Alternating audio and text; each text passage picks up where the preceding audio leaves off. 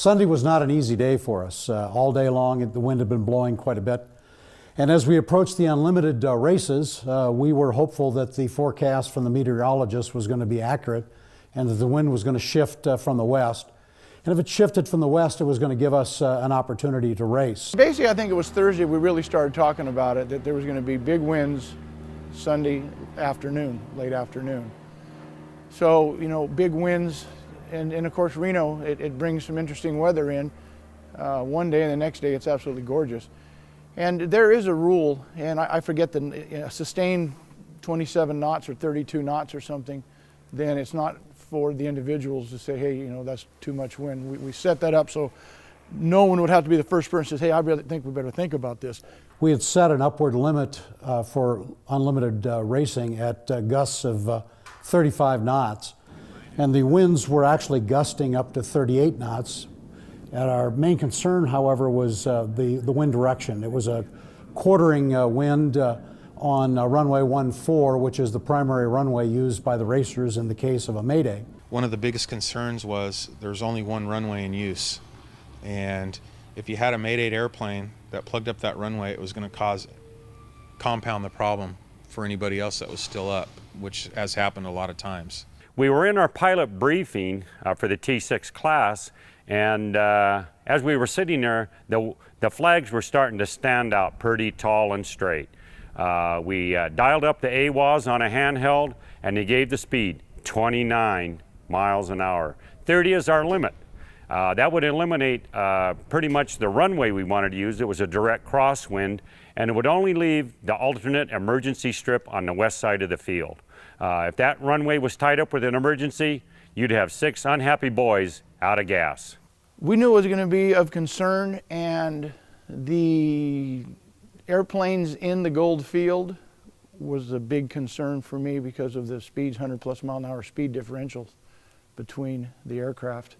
The T6 guys, you know, I made a wise decision, not much movement in the T6. The jet guys, not much movement in the jets. But with the Unlimited, there's movement because we're basically holding off for Sunday. So if we would have started it, you know, my hopes is we would have been either on the bear or past the bear at the basically the home pylon, or the start of the race. And but we had those slower airplanes in there that were big winds, slow airplanes. It could have, you know, been a recipe for disaster. Well, I was aware that they called off the Gold T6 race, and I was kind of surprised.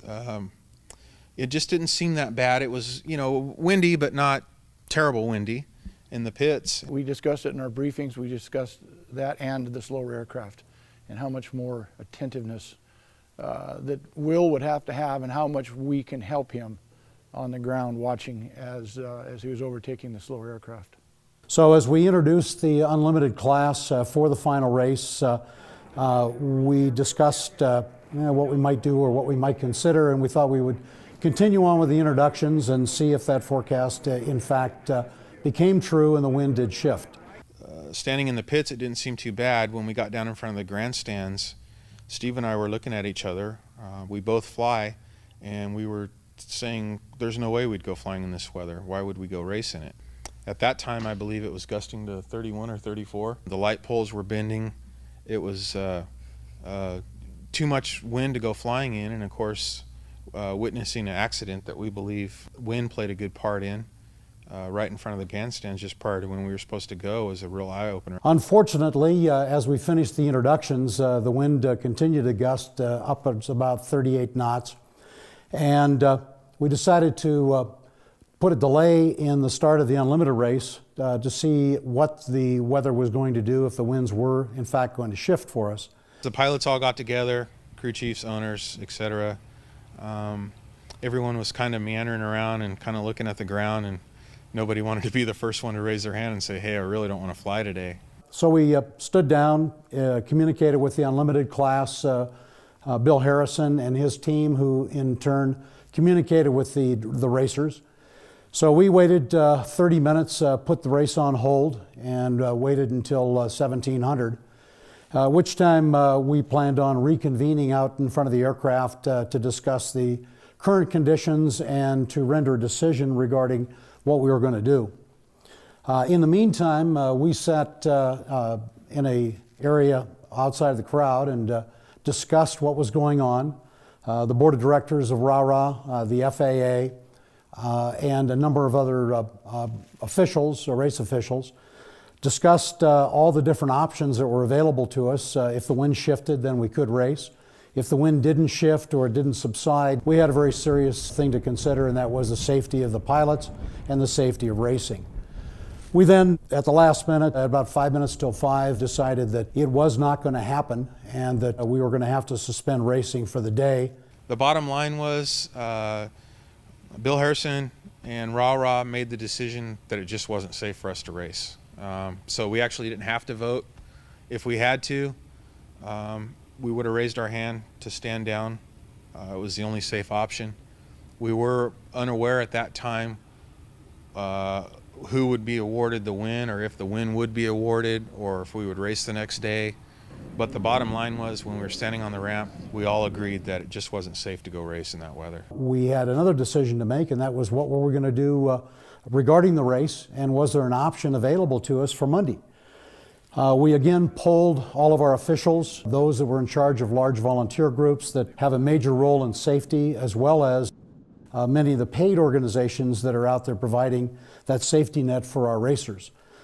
None of them felt that we could muster an adequate number of individuals to provide a safe environment for racing on Monday. So about 2 minutes till 5, we made the decision that not only were we going to suspend racing for Sunday, but we were going to be unable to produce a race on Monday. We all wanted to race, but it just came down to safety, and it just wasn't safe. Oh yeah, say the least. Frustrated, disappointed. But again. Some people have said, why didn't you know? Why didn't you move the races up? And we really were not able to do that because of the afternoon schedule of other racing that was going on. And we do run a very, very tight race from race to race, and the time that's some people consider dead time when we have air show acts up in between races is really positioning time for us to stage the aircraft, launch the aircraft, and begin the race. We're all happy because nobody's hurt. We're disappointed that we didn't race, and I'm really disappointed that we didn't get to pour the coals to her, as they say. But the safety aspect's the key to it. If you'd have had an incident, you'd have lost an airplane, irreplaceable airplane, and of course an irreplaceable person. So that gamble is not even worth really chatting about. We were disappointed, of course. The emotions are high. Airplanes are all prepared to race, and you're sort of in the cocked and loaded and ready to fire position. But, sometimes you have to just put it on safety. For safety purposes, I've got nothing but job well done. Safety is first, it's paramount, and RARA just stood firm with us that was a good choice.